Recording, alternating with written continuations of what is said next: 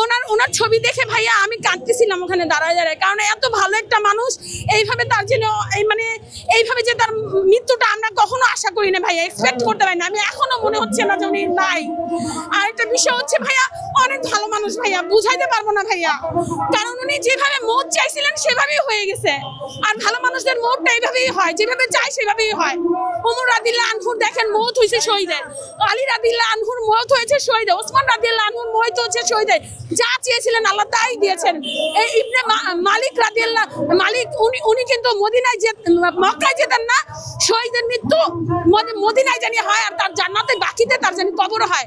দেখেন যা চেয়েছে আল্লাহ তাই কবুল করেছে। ওনার মতন মৌত আমিও চাই ভাইয়া, এইভাবে শহীদের মৃত্যু হয় দেশ ও জাতির জন্য, আল্লাহকে খুশি করার জন্য নিজের জীবন চাই। এই যে বলে না 1 মিনিট বেঁচে থাকো সিংহের মতন, 1000 বছর বিড়ালের মতন বাঁচতে চাই না। যে দেখেন এই হাদিস সাহেব যেভাবে, আমরা অনেক বড় একটা নেতাকে হারাই ফেলছি, যেটা আমাদের নবী মুহাম্মদ সাল্লাল্লাহু আলাইহি ওয়াসাল্লামের অনুসরণীয় একজন নেতা ছিলেন, যাকে আমরা অনুকরণ করার মতন ছিলেন। দেখেন নাই এনার মতন কিন্তু 2য় জুলাই যুদ্ধ আর নাই ভাইয়া, ওনার মতন আর নাই ভাইয়া। আপনি ওনার ইউটিউবে সার্চে দেখেন, ওনার স্পিচ শুনেন, ওনার কর্মকাণ্ড দেখেন। আমি নিজে জুলাই যুদ্ধ হয়ে আমি এখনো এমএস ভুক্ত হতে পারি নাই, যেমন এই স্বৈরাচারী দোসরগুলি এখনো আছে। আমি নিচে গেলে জেলা প্রশাসক আমার এমএস করে নাই, আমি তালিকাভুক্ত হতে পারি নাই। এই যে আমাদের একজন সমন্বয়ক তামিম আছে, মানে এরা হচ্ছে খাওয়া বাটি, টাকা দিলে এমআইএস করে দিবে, না করবে না। অথচ আমার হাসপাতালে ফুটেজ আছে, ফুটেজ চাই, আমাকে ফুটেজ দেয় না ভাইয়া। বলেন আমরা কার কাছে যাবো? আমরা নিরাপদ না ভাইয়া, আমরা অনিরাপদ। আর তাছাড়া আমাদের এই দেশের মধ্যে আমরা নিজেরাই গৃহযুদ্ধতে এখন পরিণত হয়ে গেছে।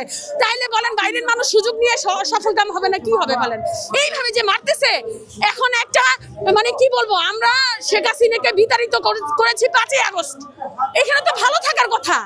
এইভাবে বিভিন্ন জায়গা থেকে এসে বিএনপির লোক মারতেছে, জামাতের লোকরা মারতেছে, এই হাদি সাহেবের মতন লোক মারতেছে। তার মানে আমাদের গৃহের মধ্যেই সমস্যা তৈরি করেছে। তাহলে অন্য দেশ কেন আমাদের দেশের সার্বভৌমত্বের মতো লোলুপ দিশা না দেখাতে না পারবে না কেন? কারণ আমাদের মধ্যে আমাদের ভিত্তপ্রস্ত শক্ত না ভাইয়া। কারণ আমাদের মধ্যে আপনার সাথে আমি হিংসা করতেছি, ওনার সাথে উনি করতেছে, কিভাবে আমরা এই দেশটাকে বাঁচাবো?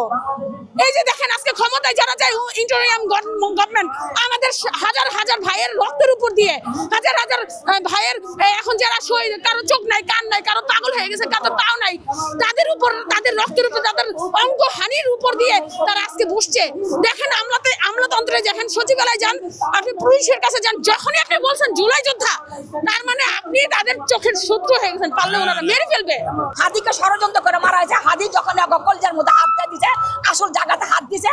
তোমরা কে বছর তোমরা চান্দাবাদে চাইতে পারবে না, তোমরা ভালো গাড়ি না করতে পারবে না, তোমরা দেশকে সুন্দর চাও, দেশকে পরিবর্তন করো, এটা করার পর ডক্টরের কাছে গা। হাদি যখন এই কথা বললো, তখন হাদিকে মারা হলো বাবা 1 সপ্তাহের ভিতরে। তোমরা নিজেরাও জানো, তোমরা সাংবাদিকরা সবাই জানো, তোমার ট্যাক করে ছবি তোলো, তোমার ট্যাক করে আমার সাথে কথা শোনো, তাহলে তোমরা নিজেরাও তো জানো বাবা।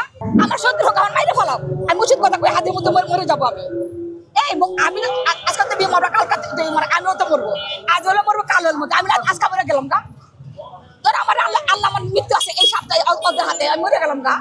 তোর আমি দেশের জন্য একটা ভালো কথা কয়ে গেলাম, দেশ করতে ভালোবাসা গেলাম, দেশ করতে আমি ভালোবাসা গেলাম, দেশ আমার আমি ভালোবাসা গেলাম।